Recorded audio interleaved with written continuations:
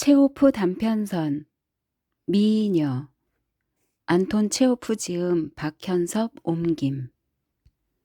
내가 아직 김나지아에 5학년이나 6학년에 다니던 때의 일로 기억된다. 할아버지와 함께 로스토프의 돈스키현에 있는 볼샤아 크레프카야 마을에 가는 길이었다. 8월의 폭염이 끓고 있는 끔찍하리만큼 따분한 날씨였다. 더위와 뜨겁고 건조한 바람, 그리고 우리를 덮쳐오는 먼지구름 때문에 눈꺼풀이 달라붙고 입술이 바짝바짝 말랐다. 보는 것도 말하는 것도 생각하는 것도 다 귀찮았다. 깜빡 졸다가 잠이 깬 우크라이나인 마부 카르포가 말에게 채찍을 휘두른다는 것이 잘못해서 내 학생 모자를 때렸을 때도 나는 항의를 하기는커녕 찍소리도 않고 선잠에서 깨어나 시무룩한 눈으로 얌전히 먼 곳을 바라보았을 뿐이었다. 먼지 너머로 마을이 보이지 않을까 해서였다. 말에게 여물을 주기 위해 우리는 바흐치 살라흐라는 아르메니아인 마을에 들러서 할아버지의 친구인 부자 아르메니아인의 집에 마차를 세웠다. 나는 이 아르메니아인처럼 만화같이 생긴 사람은 생전 처음 보았다. 바툭 깎은 조그만 머리 밑에 달린 짙은 눈썹, 새의 부리 같은 코, 길고 하얀 콧수염과 커다란 입, 그리고 그 입으로부터 삐쭉 뻗어나온 벚나무 담뱃대. 이런 모습을 한번 상상해보라. 우스꽝스럽게도 잘록한 빨간색 외투에 넓은 코발트색 승마 바지를 차려입은 빈약하고 굽은 몸통 위에는 작은 머리가 어색하게 붙어 있었다. 이 인물은 팔자걸음으로 신발을 끌면서 입에서 담뱃대를 떼지 않고 말을 했는데 눈은 둥그렇게 뜨고서 웃지도 않고 손님들에게 가능한 한 관심을 두지 않으려 애쓰는 그 행동 거지로 보면 전형적인 아르메니아인다웠다. 아르메니아인의 집안에는 바람도 먼지도 없었지만 스텝 지역과 길에서 그랬던 것과 마찬가지로 불쾌하고 갑갑하고 따분했다. 폭염에 지친 나는 먼지를 잔뜩 뒤집어 쓴 채로 구석에 있는 초록색 괴짝 위에 앉아 있었던 것이 기억난다. 칠이 안 된 나무 벽과 가구, 그리고 황토를 바른 바닥은 햇볕에 바짝 구워져서 말라 비틀어진 나무 냄새를 풍기고 있었다. 어디를 보아도 파리들. 할아버지와 아르메니아인은 나지막한 목소리로 소떼와 박목장과 양들에 관해 이야기를 하고 있었다. 나는 사모바르를 준비하는데 앞으로 1시간은 걸릴 것이며 할아버지가 차를 마시는 데에 1시간 이상, 그 다음에 2~3시간 잠을 잘 터이므로 결국 4시나 돼야 기다림이 끝나리라는 것을 알고 있었다. 그 다음에는 또다시 더위와 먼지와 덜컹거리는 여행이 기다리고 있다는 것도 알았다. 두 사람의 두런거리는 목소리를 듣고 있자니 내가 아주 오래전부터 뜨거운 태양 아래서 이 아르메니아인과 찬장과 파리들과 창문들을 보고 있는 듯한 느낌이 들기 시작했다. 또한 내가 이 장면을 앞으로도 아주 오랫동안 계속 보게 되리라는 생각이 들면서 스텝과 태양과 파리들에 대한 증오심이 내 마음속을 가득 채웠다. 치마를 입은 우크라이나 여자가 먼저 찻잔을 쟁반에 담아 들고 오더니 이어서 사모바르를 가지고 왔다. 아르메니아인은 느긋한 걸음으로 현관으로 나가서 소리쳤다. 마시아, 와서 차를 따라라. 어디 있니, 마시아? 쟁걸음 소리가 들리더니 수수한 사라사 옷에 하얀 머리수건을 두른 16살 가량의 소녀가 방으로 들어왔다. 찻잔을 씻고 차를 따르는 동안 그녀는 나에게 등을 보이고 있었으므로 나는 단지 그녀의 허리가 가늘었으며 맨발이라는 것과 밑으로 드리워진 속바지가 작은 발가락들을 살짝 덮고 있다는 것만 알았을 뿐이었다. 주인은 나에게 차를 권했다. 나는 식탁 앞에 앉으면서 나에게 잔을 갖다 주는 소녀의 얼굴을 살짝 바라보았다. 그 순간 내 머릿속으로 휙 바람이 불어오더니 권태며 먼지와 같은 오늘 하루 동안의 찌꺼기들을 한꺼번에 날려버리는 것이었다. 나는 현실은 물론 꿈속에서 보았던 그 누구보다도 아름다운 인물을 넋을 잃은 채 바라보았다. 내 앞에는 미녀가 서 있었다. 번개를 한번 보면 알듯 나는 그것을 한눈에 알 수 있었다. 나는 마샤가 혹은 그 아버지가 부르는 이름대로라면 마시아가 진정한 미녀였다고 맹세할 수 있다. 물론 그것을 증명할 수는 없다.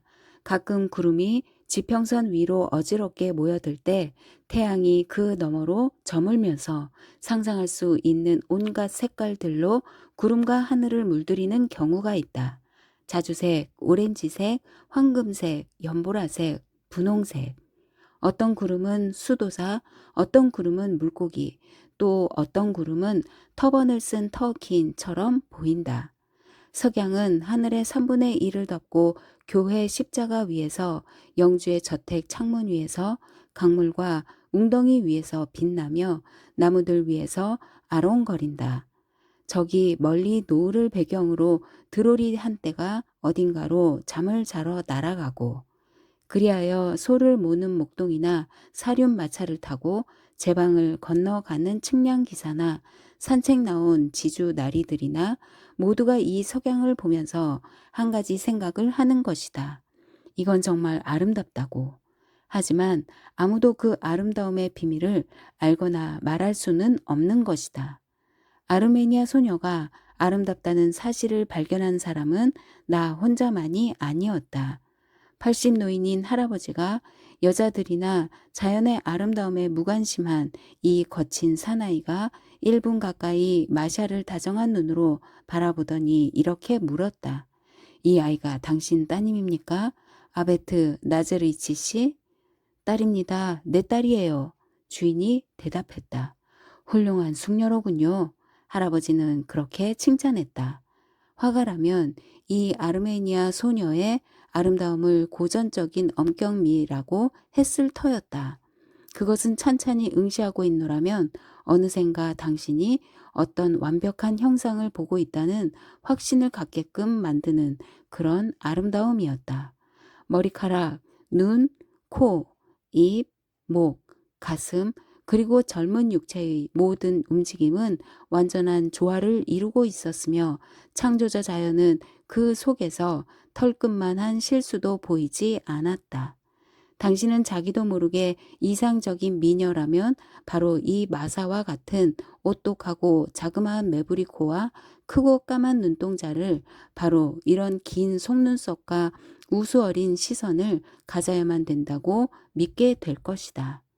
또한 당신은 푸른 갈대밭이 고요한 강물에 어울리듯 그녀의 검은 곱슬머리와 눈썹이 그 이마와 볼의 부드러운 하얀빛에 어울린다고 생각하게 될 것이다. 마샤의 하얀 목과 젊은 가슴은 아직 충분히 무르익지 않았지만 막상 이를 조각할 수 있으려면 엄청난 창조적 재능을 소유해야만 하리라는 생각도 들 것이다.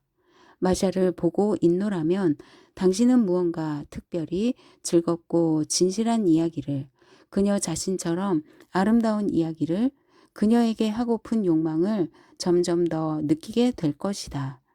처음에 나는 마샤가 나에게 전혀 관심을 보이지 않고 내내 시선을 깔고 있어서 화가 나고 부끄러웠다. 어떤 묘한 행복하면서도 오만한 분위기가 나와 그녀를 가르고 나의 시선을 심술궂게 차단하는 것처럼 느껴졌다. 이건 내가 온종일 먼지를 뒤집어 쓰면서 햇볕을 쬐었기 때문이야. 그리고 내가 어린애여서 그래. 하고 나는 생각했다. 그러나 나중에는 차츰 자신을 잊고 완전히 그녀의 아름다움에 도취되는 것이었다. 나는 이미 스텝의 권태와 먼지도 생각나지 않았으며 파리가 윙윙거리는 소리도 들리지 않았고 차의 맛도 알 수 없었다. 오로지 식탁 너머에 아름다운 소녀가 서 있다는 것을 느낄 뿐이었다. 이 아름다움에 대한 나의 느낌은 묘한 것이었다. 마샤가 나의 마음속에서 불러일으킨 것은 욕망도 열광도 쾌감도 아니었으며 어떤 달콤하면서도 괴로운 슬픔이었다.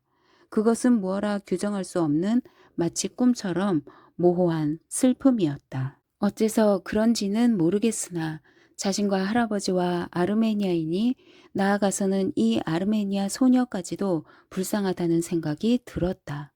우리들 네 사람 모두가 인생에서 중요하고 꼭 필요한 무언가를 잃어버렸으며 이제는 그것을 영영 찾을 수 없을 것만 같았다. 할아버지도 슬퍼 보였다. 그는 이제 소나 양에 대한 이야기를 그치고 말없이 생각에 잠긴 채 마샤를 바라보고 있었다. 차를 마시고 나서 할아버지는 잠자리에 들었다.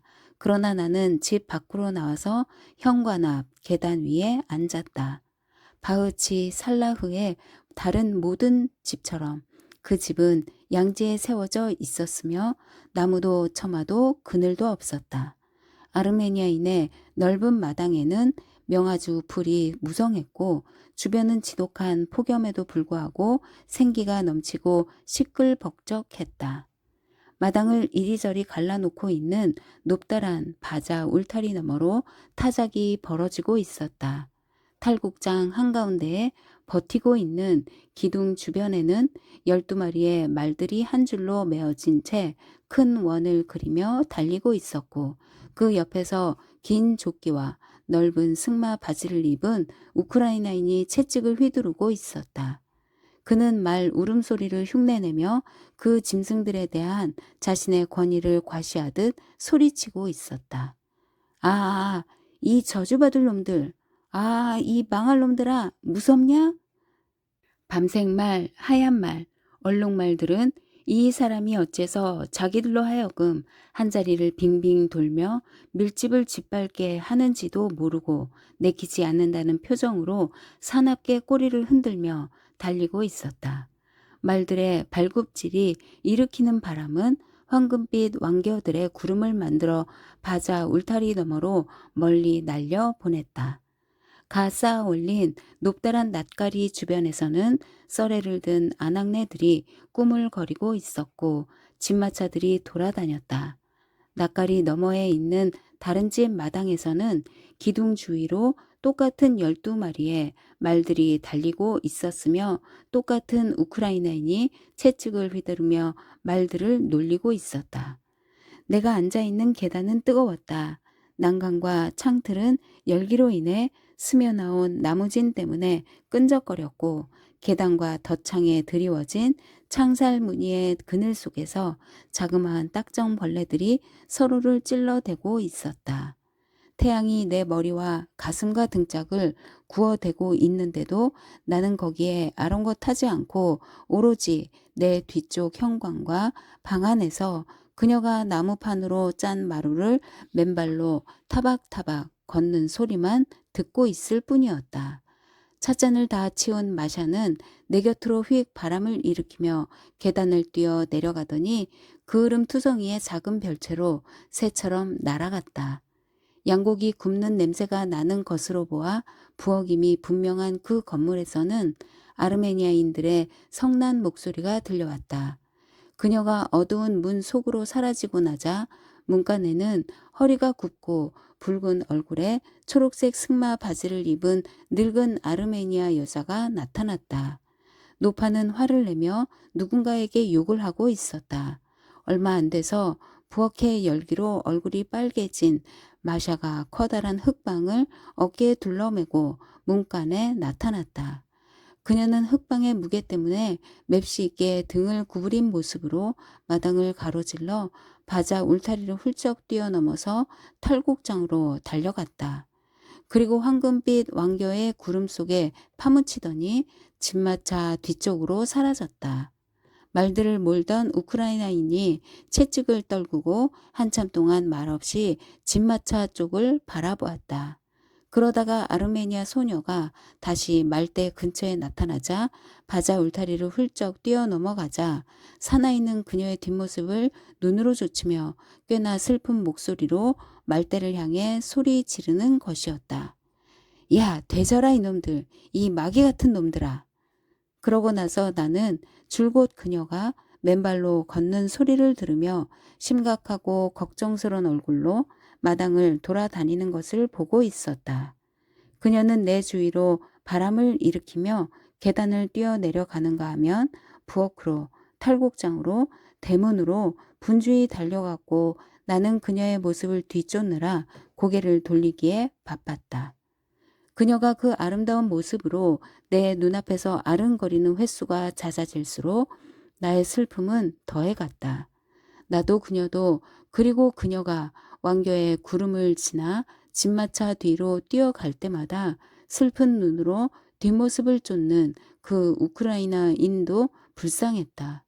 그것은 소녀의 아름다움에 대한 질투 때문인지 아니면 이 소녀가 지금 내 것이 아니며 앞으로도 영영 내 것이 될 수 없는 타인이었기 때문이었는지 아니면 소녀의 흔치 않은 아름다움이 지상의 다른 모든 존재들처럼 우연하고 불필요하고 무성한 것이라는 사실을 내가 막연히 느끼고 있었기 때문인지 알 수 없는 일이었다. 어쩌면 나의 슬픔은 진정한 아름다움을 관조할 때 인간의 마음속에서 불러 일으켜지는 특별한 감정이었는지도 모른다. 누가 알겠는가? 3시간의 기다림은 순식간에 흘러갔다. 강에 가서 말을 씻기고 돌아온 카르포가 마차에 말을 매기 시작했을 때 아마도 나는 마샤의 모습을 놓친 것 같았다. 흠뻑 젖은 말은 기분이 좋아서 콧김을 내뿜으며 발굽으로 마차를 톡톡 두드리고 있었다. 카르포가 말에게 물러서 하고 소리쳤다. 할아버지가 잠을 깼다. 마샤는 우리에게 삐걱거리는 대문을 열어주었고 우리는 집 마차에 올라탄 후 마당을 나섰다.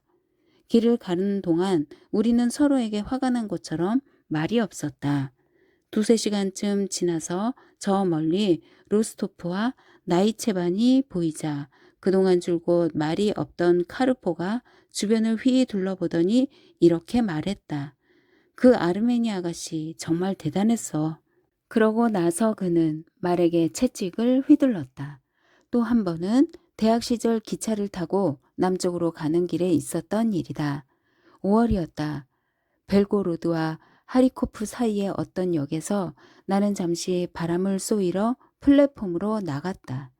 역사의 정원과 플랫폼에 그리고 들판에도 벌써 저녁 어스름이 깔려 있었다. 역사 건물이 석양을 가리고 있기는 했지만 기관차에서 무럭무럭 뿜어져 나오는 연기의 끄트머리가 연한 장밋빛으로 물든 것을 보아 태양은 아직 저물지 않은 것이 분명했다.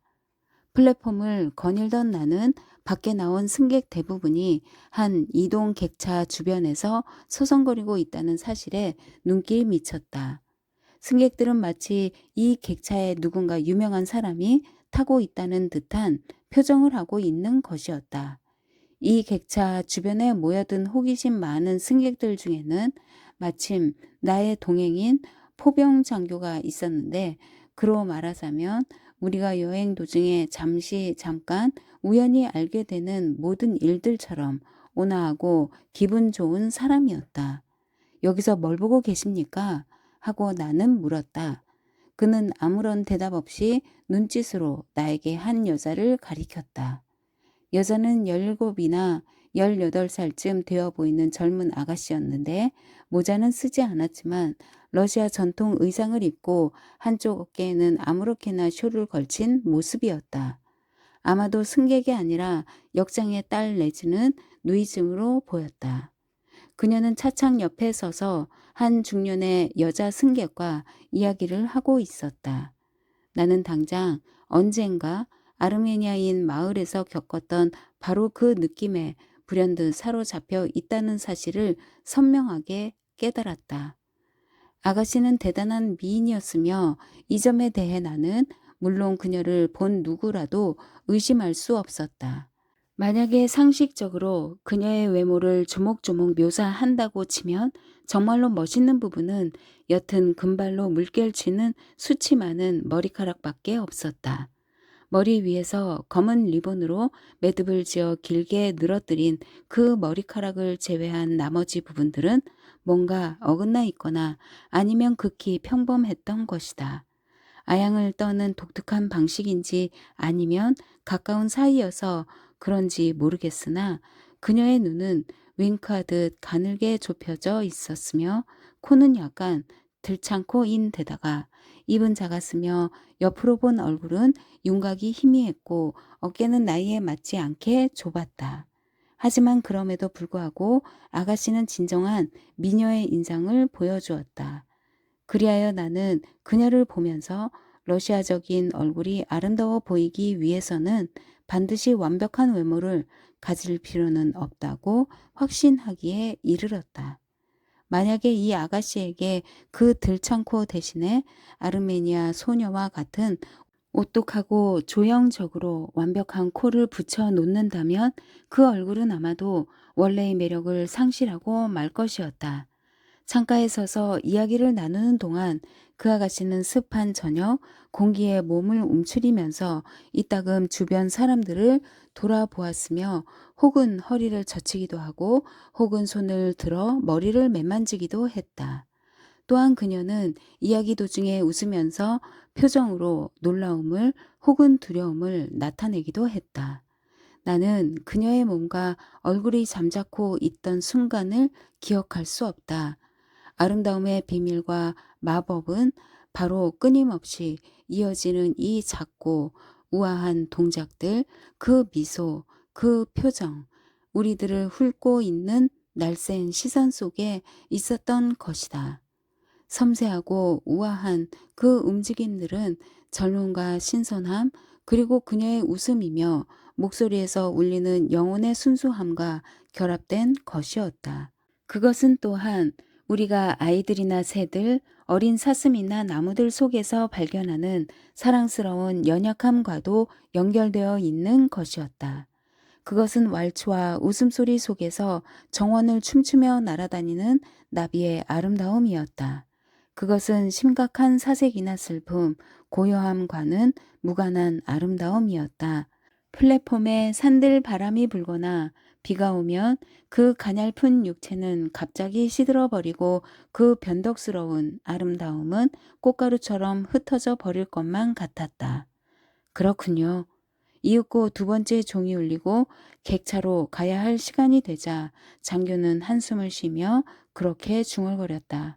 이 그렇군요가 무슨 뜻이었는지에 대해서는 굳이 말하지 않겠다. 그는 아마도 그 미녀와 봄날 저녁의 공기를 떠나 갑갑한 객차 안으로 들어가는 것이 싫어서 우울했을 것이다. 아니 어쩌면 그는 미녀와 자기 자신과 나 그리고 내키지 않는 걸음으로 꾸물꾸물 자신의 객차로 들어간 모든 승객들이 괜히 불쌍해졌는지도 모른다. 우리는 역사의 창문가를 지나치다가 그 너머에서 전신 장비 앞에 앉아있는 붉은 머리의 전신수를 보았다. 장교는 위로 뻗친 곱슬머리에 광대뼈가 튀어나온 누런 얼굴의 전신수를 바라보며 한숨을 쉬더니 이렇게 말했다. 이 전신수가 아까 본 미녀와 사랑에 빠질 거라는데 내기를 걸겠어요. 이런 선녀 같은 여자와 한 지붕 밑에 지내면서 사랑에 빠지지 않는다는 건 인간의 힘으로 불가능하지요. 친구, 이런 시시하고 얌전하고 똘똘하고 구부정한 곱슬머리로 태어나서 우리들에게는 눈길도 주지 않는 이 멍청한 미녀와 사랑에 빠진다면 그건 얼마나 불행하고 우스운 일일까요? 아니, 더 나쁠 수도 있지. 상상해봐요. 이 전신수가 아가씨를 사랑하면서 동시에 아내를 갖고 있다면 또한 그 아내가 그와 마찬가지로 꾸부정하고 얌전한 곱슬머리라면 끔찍한 노릇이죠. 우리 객차 근처에서 한 차장이 광장 철책에 몸을 기대고 미녀가 서 있던 쪽을 바라보고 있었다. 그의 깡마르고 푸석푸석한 밤새 잠도 못 자고 열차의 진동에 매달린 데다 소화불량인 듯한 얼굴은 감동과 함께 깊은 슬픔을 표현하고 있었다. 그는 마치 그 아가씨에게서 자신의 젊음과 행복을, 순수한 본성을, 그리고 아내와 아이들을 본 듯했다. 그는 이 아가씨가 자신의 것이 아니라는 사실을 마치 온몸으로 인정하고 느끼는 듯했다. 일찌감치 노쇠해진 데다 개기름이 흐르는 흉한 얼굴을 한 그에게 있어서 보통 사람의 행복이나 여행객의 행복 같은 것은 마치 저 하늘처럼 먼 곳에 있을 터였다. 세 번째 종이 울리고 여기저기서 호루라기 소리가 어지럽게 들리더니 기차가 천천히 움직이기 시작했다. 차창 밖으로 먼저 차장과 역장이 스쳐 지나가고 그 다음에는 정원이, 그리고 그 미녀가 지나갔다. 그 신비스러운 어린아이처럼 장난스러운 미소와 함께 차창 밖으로 고개를 내밀고 뒤쪽을 바라보니 그녀가 눈으로 기차를 전송하는 모습이 보였다. 그녀는 플랫폼을 걸어가다가 전신수가 앉아있는 창문 곁을 지나게 되자 머리를 매만지더니 정원으로 뛰어갔다. 역사의 서편으로는 벌써 울타리가 끝나서 넓은 들판이 보였다. 해는 이미 저물었고 검은 연기는 막 싹이 터서 초록색 빌로드처럼 보이는 밭 위로 무리지어 깔리고 있었다. 봄날의 공기 속에도 어두워지는 하늘에도 그리고 객차 안에도 슬픔이 감돌고 있었다. 아까 보았던 차장이 객차 안으로 들어와서 촛불에 불을 밝히기 시작했다. 1888년